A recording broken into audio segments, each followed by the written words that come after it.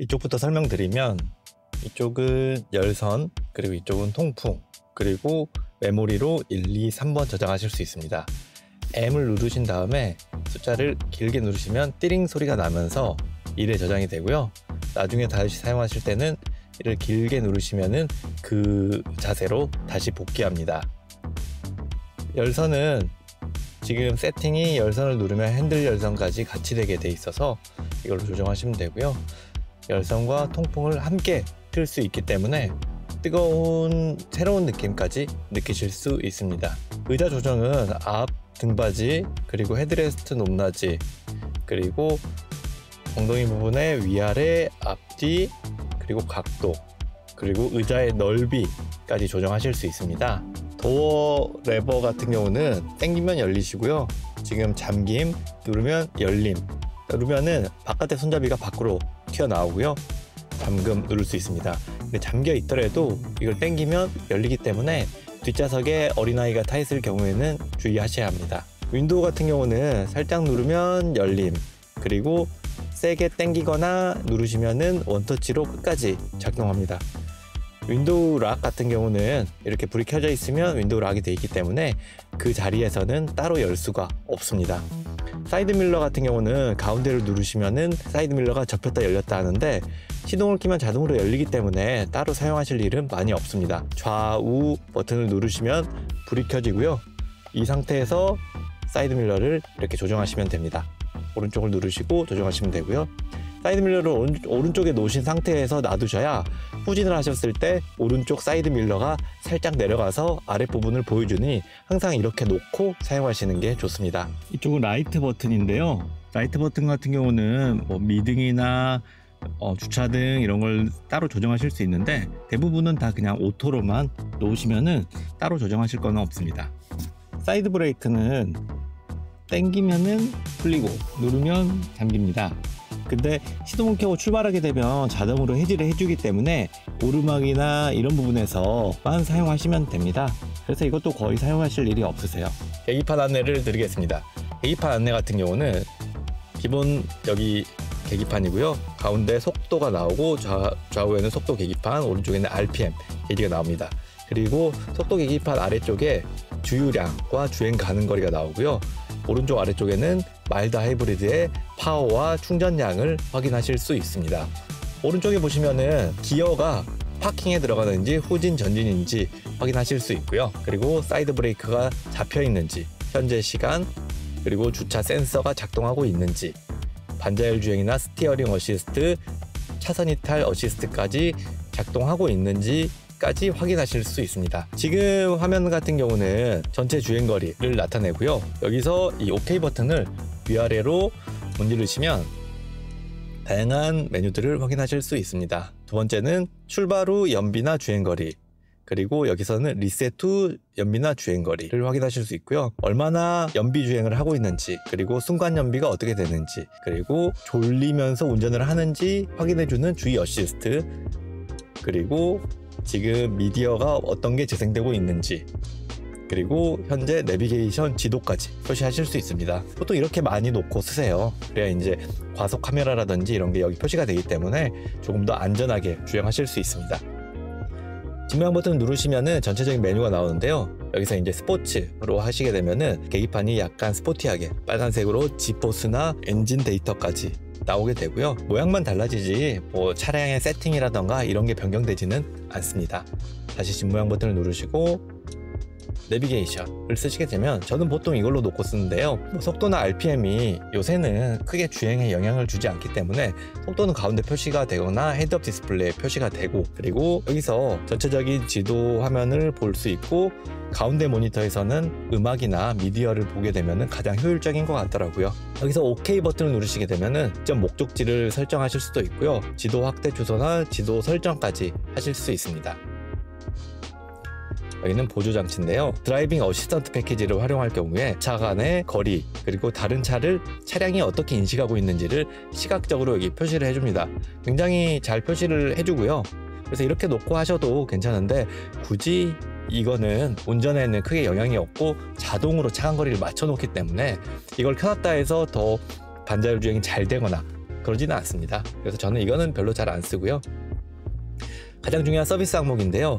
메시지 메모리, 그리고 정비주기 알림, 언제 정비를 받아라, 그리고 냉각수 온도, 그리고 엔진오일 양, 이렇게 표시를 해주는데요. 메시지 메모리, 만약에 차에 문제가 있다면은 저 메시지 메모리에 경고 메시지가 1이나 2로 돼 있을 겁니다. 저기서 확인을 하셔서 내용을 담당 영업 직원이나 AS센터에 문의를 하시면 되고요. 정비주기 알림은 이제 언제 서비스를 받을 수 있는지, 그리고 가장 많이 보시는 게 이제 타이어 공기압입니다. 타이어 공기압 같은 경우는 32, 33 뭐 이런 식으로 돼 있는데 1, 2 차이가 낮은데 타이어 경고등이 떠 있는 경우가 있어요. 보통은 그거는 타이어에 문제가 있다라기보다는 온도나 습도 차이 때문에 경고등이 뜨는 거라서, 만약에 경고등이 떠 있는데 타이어가 정상인 것 같다 라고 하면 OK 버튼 누르시면은 타이어 압력이 나오고요. 여기서 얘를 누르시면 지금 타이어 압력 모니터가 다시 시작되면서 경고등이 대부분 사라지게 됩니다. 그리고 여기에서 위로 올리시게 되면은 헤드업 디스플레이 설정을 하실 수 있습니다. 이거는 헤드업 디스플레이에 최소 속도만 나오는 거, 그리고 이제 약간 스포티한 디스플레이를 보여주는 거, 그리고 이제 가장 많이 하시는 기본이고요. 여기에서 뭐 내비라든지 뭐 주행 보조 장치가 작동하는지까지 설정하실 수 있고요. 여기 설정에서 이 헤드업 디스플레이의 높낮이를 설정하실 수 있습니다. 그리고 여기서 헤드업 디스플레이를 켜고 끄실 수 있고요. 계기판은 이 정도면 다 됐고요. 이쪽은 반자율 주행 작동입니다. 운행 중에 셋 버튼을 누르시게 되면은 그 속도로 반자율 드라이빙 어시스턴트가 작동하게 되고요. 여기서 살짝 문질르시면 속도가 1, 2씩 오르고, 세게 누르시면은 속도가 10씩 차이가 납니다. 그리고 여기서 만약에 브레이크를 밟거나 캔슬을 누르시게 되면 반자율 주행이 즉시 해지가 되고요. 해지가 된 상태에서 다시 아까 속도로 복귀를 하고 싶다 하시면은 리줌을 눌러주시면 아까 속도로 다시 복귀가 됩니다. 이쪽 버튼은 차간 거리를 조절해 주는 버튼이고요. 누르면은 차간 거리를 4칸부터 1칸까지 이렇게 단순하게 조정하실 수가 있습니다. 이쪽 버튼은 가운데 모니터를 조정하는 버튼입니다. 이쪽 버튼은 가운데 모니터를 조정하는 버튼입니다. 홈 버튼을 누르게 되면은 홈 화면으로 돌아가게 되고요. 그리고 OK 버튼으로 커서를 이동해서 따로 터치 손가락을 가지 않고도 여기서 조정을 하실 수가 있습니다. 뒤로 가기 버튼 동일하고요. 그리고 여기는 이제 즐겨찾기 버튼인데, 즐겨찾기를 저장을 해 놓으시면은 즐겨찾기로 바로 들어가실 수 있고요. 여기서는 MBUX 음성 명령을 여기서 하실 수 있습니다. 그리고 여기는 오디오 음량 조절, 그리고 핸즈프리 전화 받기 끊기를 여기서 설정하실 수 있습니다. 기어 같은 경우는 브레이크를 밟고 아래로 내리면 전진, 올리면 후진, 누르면 파킹이 들어갑니다. 드라이브 상태에서 살짝 올리시게 되면 중립이 들어가는데, 이럴 경우에는 문을 열거나 하면 파킹으로 들어가게 되므로 대부분 쓰지 않는 기능이고요. 전진, 후진, 파킹, 이것만 기억해 두시면 됩니다. 여기는 시동 버튼인데요. 시동을 켜거나 끌 때는 이걸 누르시면 되고요. 이 아래는 또 차가 정차했을 때 시동이 스르르 꺼지는 에코 기능을 작동하냐 마냐를 결정해주는 기능입니다. 지금 이 클래스부터는 마일드 하이브리드가 적용이 돼 있기 때문에 굳이 이거를 안 쓰셔도 차에 진동이 없어서 대부분 이거를 안 쓰시는 상태인데요. 만약 싫다라고 하시면 여기를 눌러주시면 꺼짐이라고 나오기 때문에 이걸 누르고 쓰시면 됩니다. 여기 모니터를 설명을 한번 드릴게요. 기본적으로 내비 화면이 여기 나오고요. 이 내비 같은 경우는 벤츠 내비가 지금은 장착이 되어 있는데, 이 3502 플러그인 하이브리드 같은 경우는 지금 T맵이 장착돼서 나왔고, 나머지 분들도 곧 업데이트가 있을 예정이니 공지사항을 따라주시면 될 것 같습니다. 지금 여기서 내비 위치를 확인하실 수 있고, 뒷모양 버튼을 누르시면은 메뉴 버튼을 확인하실 수 있습니다. 여기서 앱이나 미디어, 라디오를 선택하실 수 있고, 뭐 다른 앱 같은 경우도 여기서 설치를 하실 수 있습니다. 가장 많이 쓰시는 게 카플레이나 안드로이드 오토를 무선으로 연결하시게 되는데요. 여기 장치에 들어가셔서 새 장치 연결을 누르시면은 MBUX 1399 이런 식으로 나오게 됩니다. 이 숫자를 핸드폰에서 찾아서 연결을 하시게 되면 자동으로 페어링이 되고요. 뭐 간단하게 연결이 되기 때문에 어려움은 전혀 없으실 거예요. 여기서 연결하시면은 음악이나 이런 걸 여기서 다 들으실 수 있고요. 그리고 라디오 같은 경우는 여기서 지금 들을 수 있는 라디오가 여기 리스트로 나오기 때문에 즐겨찾기를 해 놓으시면은 즐겨찾기에서 방송국이 나오게 되기 때문에 바로 들어가실 수도 있습니다. 그리고 컴포트 모드로 들어가시게 되면은 여기서 이제 시트 키네틱, 장거리 운행을 할 때 시트가 살짝 움직여서 피로감을 줄여주고 졸린 걸 방지해주는 시트 키네틱 기능이 있습니다. 여기서 플레이를 시키실 수 있고요. 여기 들어가시면 등받이만 할지 시트맨만 할지 몇 분에 한 번씩 할지를 선택하실 수 있습니다. 장거리 가시면 이 시트 키네틱 기능은 사용하시는 게 좋습니다. 히터 설정 같은 경우는 열선 시트를 켰을 때 스티어링 휠 히터를 포함할지 말지를 결정하시는 기능입니다. 시트 히터가 켜지면은 같이 작동되게 되면 굉장히 편하더라고요. 그래서 보통 저는 켜고 다니시고요. 저는 키가 173이기 때문에 이렇게 지정을 해놓고 위치 설정을 시작하면은 스티어링 휠이나 시트가 여기 키에 맞게 조정이 됩니다. 근데 이게 뭐 굳이 이렇게 추천하는 거지 100% 이렇게 사용해야 되는 건 아니기 때문에 자기 편한 대로 사용하시면 되는데, 이렇게 지정된 대로 시트를 이용하게 되면은 다들 굉장히 편하다고 하더라고요. 앰비언트 라이트 같은 경우는 여기서 단색, 멀티컬러를 조정하실 수 있고요. 보통 멀티컬러를 많이 이용하시고 여기에 따라서 이제 색깔이 부분 다 바뀌기 때문에 이거는 좋아하시는 걸로 선택을 하시면 되고요. 밝기 같은 경우는 구획을 연동을 해 놓으시면 다 한꺼번에 움직이시고요. 연동을 안 하면 따로따로 조정을 하실 수 있습니다. 연동을 보통 해 놓은 상태에서 가장 밝게 해놔야 화려하니까요. 보통 20으로 놓고, 효과 같은 경우는 조작 알림, 히터를 올렸거나 내렸을 때, 그리고 경고 신호, 옆차가 가까이 왔을 때 알림 기능, 이거를 다 켜놓는 거고요. 보통은 다 켜놓고 작동을 하시고요. 사운드 시각화 같은 경우는 이걸 켜게 되면은 오디오 음악의 박자에 맞춰서 앰비언트 라이트가 움직이기 때문에 이거는 호불호가 있어서 저는 보통 꺼놓고 사용합니다. 미디어 같은 경우 들어가시게 되면 블루투스, 스마트폰, 온라인 음악, TV, USB까지 사용하실 수 있습니다. 보통 스마트폰에서 스마트폰을 연결하시게 되면은 여기서 이제 들으실 수 있고요. 온라인 음악, 애플 뮤직을 해놓으시게 되면은 온라인 음악에서 다양한 음악을 선택하실 수 있는데, 보시다시피 돌비 애트모스가 동작을 하기 때문에 애플 뮤직으로 버메스트 오디오를 즐기는 게 가장 좋은 음질로 즐길 수 있는 방법이고요. 여기서 음표 모양을 누르시면은 애플 뮤직의 인터페이스는 아니지만 MBUX의 인터페이스에서 애플 뮤직의 음악들을 이용을 하실 수가 있습니다. 나의 무드 찾기라 해서 나의 기분에 따라서 하실 수 있고요. 그리고 검색창에서 검색을 하시게 되면은 다양한 음악이 검색이 됩니다. 그리고 TV에서 보실 수 있고요. 그리고 여기서 설정 버튼을 누르시게 되면은 다양한 세팅을 하실 수 있습니다. 사운드 프로필 같은 경우는 퓨어냐 3D 사운드냐, 퓨어는 그냥 일반 음질이고요. 3D 사운드는 버메스터 3D에서 제공하는 공간감을 주는 음악입니다. 그래서 보통 3D로 해놓고 쓰시고요. 이퀄라이저 같은 경우는 이제 각자 귀의 취향에 맞춰서 조정을 하시는데, 나이가 40대 50대다 라고 하시면은 고음을 보통 높여놓고 이용을 하시고요. 나이가 20대 30대다 하면 저음을 보통 올려놓고 사용을 하십니다. 이거는 테스트를 해보면서 자기가 편한 음악으로 들으시면 됩니다. 밸런스 페이더는 주로 타는 위치 쪽에 어느 쪽의 음질을 중점적으로 나오게 하냐를 해주는 거고요. 4D 사운드는 이렇게 해놓으면은 이 앞좌석만 4D 사운드가 지원이 되는데, 이 의자가 소리에 따라서 이렇게 진동을 주기 때문에 호불호가 있어요. 그래서 저는 보통 꺼놓고 쓰고요. 사운드 포커스 같은 경우는 앞좌석이냐 뒷좌석이냐, 보통 운전을 앞에서 하기 때문에 앞좌석으로 해놓고요. TV 같은 경우도 여기서 설정을 하실 수 있습니다. 미디어는 보통 이렇게 사용을 하시고, 또 벤츠에서 이번 E클래스에서 좀 가장 잘했다 라고 하는 부분이 아마 MBUX 3세대는 다 이제 쓰실 수 있을 거예요. 이 에센셜이란 앱입니다. 유튜브 채널에도 있는데, 이 에센셜이란 앱을 통해서 음악을 자동으로 큐레이션을 해주기 때문에 에센셜을 실행을 시켜서 이렇게 다양한 기분에 맞는 음악을 들으시면 되고요. 또 가장 좋은 게 이 화면 자체가 굉장히 크게 나오고 마치 액자처럼 이렇게 보여주기 때문에 운행할 때 방해도 되지 않고 굉장히 멋스러운 실내를 표현해 줍니다. 그리고 유튜브 앱이나 이런 다양한 앱을 까실 수 있으세요. 이거는 다 MBUX MMC 앱이랑 연결을 해서 설정을 해놔야 되는 거고요. 다양한 앱들을 설치를 하실 수도 있습니다. 마이크로소프트 미팅도 쓰실 수 있고요. 줌이나 웹엑스, 그리고 틱톡이나 멜론, 플로까지 사용을 하실 수 있습니다. 아마 이 앱 같은 경우는 앞으로 더 추가가 될 거기 때문에 기대하셔도 좋을 것 같고요. 기본적인 설정 부분을 한번 가볼게요.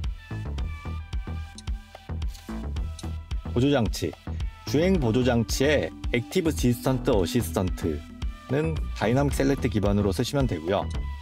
액티브 스티어링 어시스트나 액티브 차선 변경 어시스트 같은 경우는 모두 다 작동을 하게 쓰셔야 합니다. 그래야 반자율 주행 시 차선을 이탈하거나 앞차를 따라가는 기능이 잘 작동을 하게 되어 있습니다.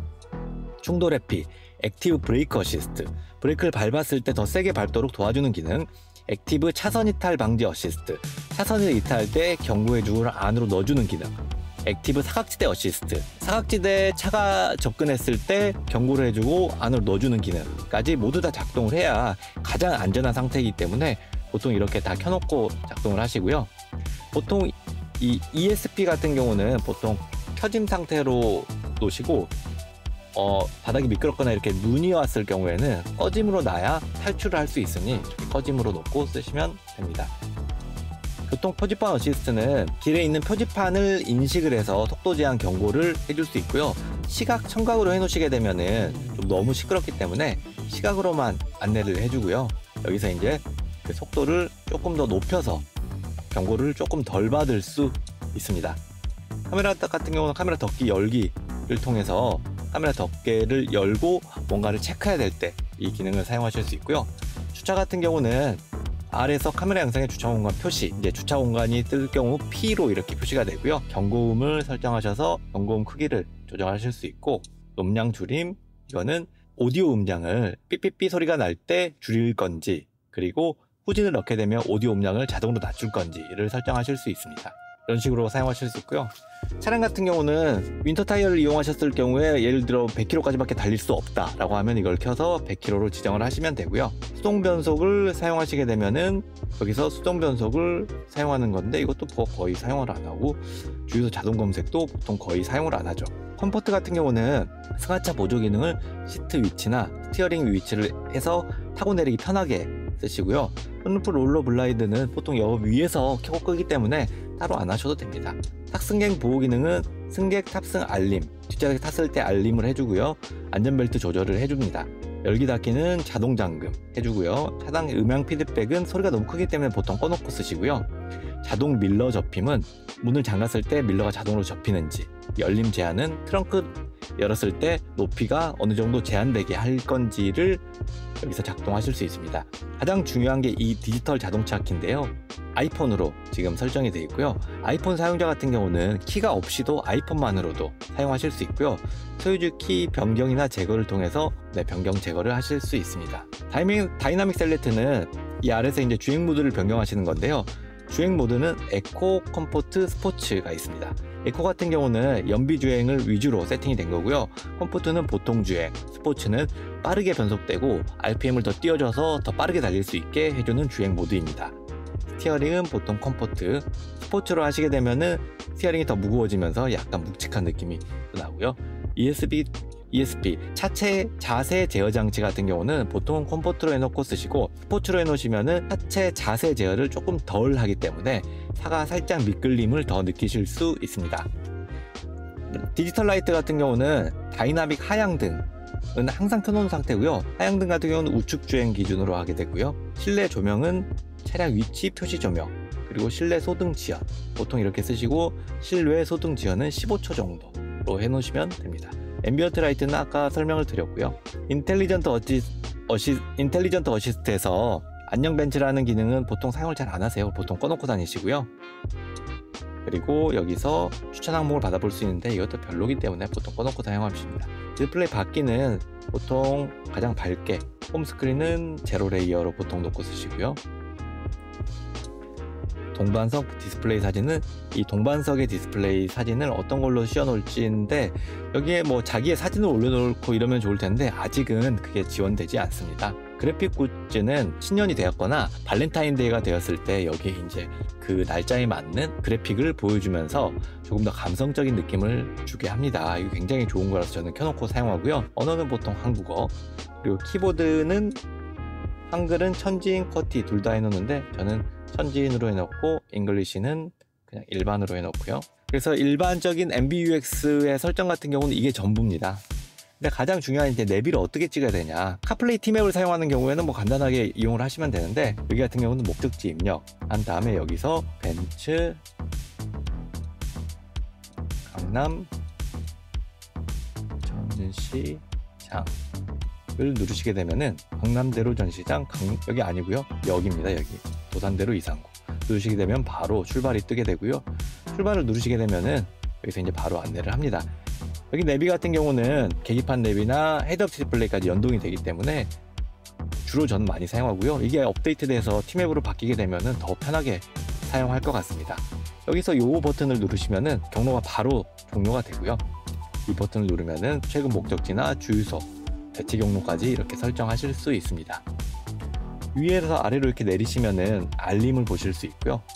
이거 같은 경우는 이 아래에 있는 이 버튼을 설정하실 수 있는 버튼입니다. 여기서 간단하게 헤드업 디스플레이를 켜고 끄거나 파크트로닉이나 이런 걸 켜고 끌 수 있는 기능입니다. 요거 같은 경우는 주변 주차장을 바로 검색을 하실 수 있는 기능이고요.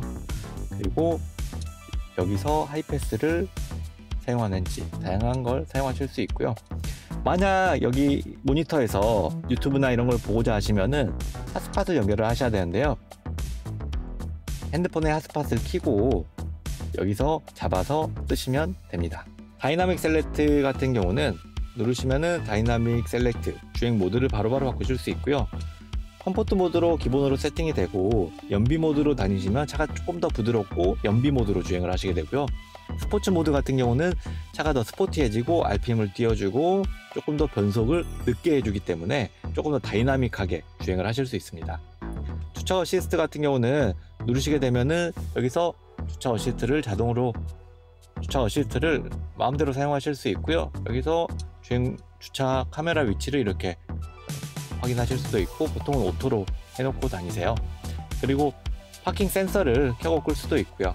히터 같은 경우는 여기 메뉴를 이용하시면 바로 전체적인 히터 메뉴로 이동하실 수도 있고요.